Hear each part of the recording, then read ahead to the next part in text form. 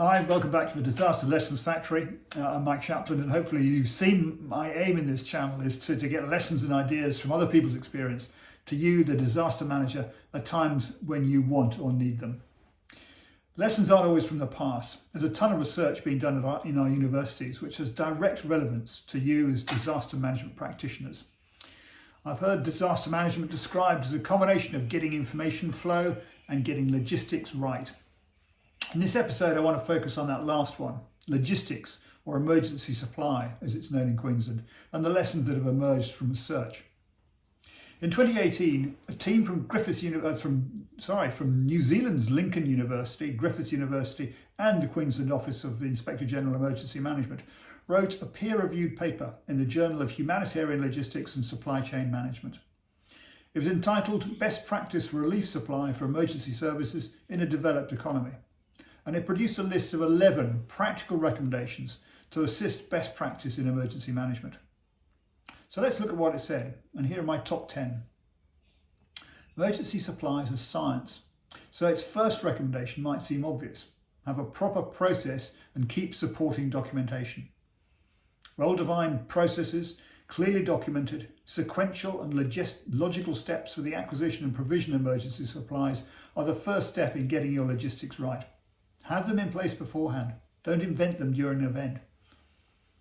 The second is about stockpiling. Consider how best to use stockpiling, warehousing, and also reverse supply chains to recover the stuff you've issued. The pre-positioning of goods in anticipation of an emergency is a strategic decision, and it's best practice in large organisations. It's expensive, but it makes sense. So what's your plan? And what's your plan for the recycling of relief supplies after an event? Generators, communications equipment. Can you track them? Have you a plan to recover them and refurbish them? I'll add a rider here. Remember the views of one participant in this research. The cost of maintaining great relationships is considerably less than the cost of maintaining stockpiles of goods in warehouses and generally achieves the desired outcomes better. So your job may be to find the right balance. Third, think about resource integration and modularity, a logistics task force approach to use fire service terms. The combination of resources, materials, services and people into flexible packages ready to be deployed gives you a plug-and-play approach to improve response times and scalability. It's worth thinking about how you can make that work. Fourth, advocate for standardization in emergency supply, an easy pick list for tired minds and people. During one cyclone response, the people on the ground wanted water, little bottles that could fit in a pocket of responders. They got bottled water in 20-litre water cooler containers, useless for the time and place because there was not standardised ordering list available. A move towards standardisation for the procurement of emergency supplies, equipment, specifications and names across organisations will help accuracy in choosing what's needed. Accessible standard catalogues are used by International Federation of the Red Cross and the United Nations High Commissioner for Refugees. So why not by us too? There's a neat emergency supply providers register template available at www.disaster.qld.gov.au that helps with this and some of the other lessons I'll cover, including this next one. Fifth then, if you can't warehouse supplies, put in place response framework agreements or standing offer arrangements. They have risks, but they also have benefits too. Fixed term and price call-off contracts with suppliers of emergency relief items simplify procurement and shorten lead times. They do depend on suppliers to maintain their stocks and levels, but the known processes and price will potentially help both sides. Sixth, as suggested earlier, supplier management is critical if their support is going to work for you. Consider what approach is going to work best for you and your key suppliers. And so here are three. First, outsourcing, responsibility locked in with another agency. Second, relationship management, agile and responsive, but reliant on relationships and the same people being in place. Or third, active supplier management with details, plans, contracts and costs giving accountability and governance. Seventh, whatever the circumstances, collaboration is a sweet spot of disaster management.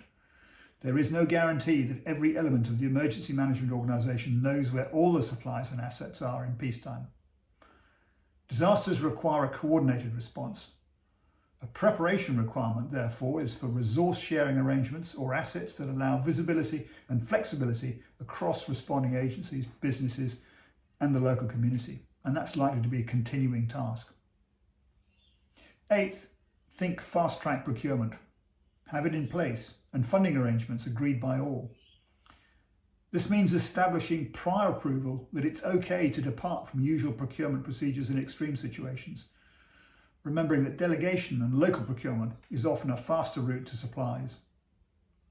This may seem obvious, but in the last few months I've conducted 2 debriefs with organisations who've learnt that from experience rather than using the power of research which already exists. Ninth, have a centralised resource unit. AIMS tells you how to do this. Does your agency use it? A centralised resource unit embedded within a coordination centre should act as a focal point for all procurement and logistics. And 10th, think about cash transfer programmes as an alternative to physical goods. The replacement of physical relief supplies for cash payments to disaster victims allows individuals to needs to be met and works to build local economies. We're pretty good at this through the efforts of government and organisations like Give It. And this approach is backed up by international organisations as best practice. Well, that's my top 10 lessons from emergency supply research. If you want to see more, go to my website, thedisasterlessonsfactory.au.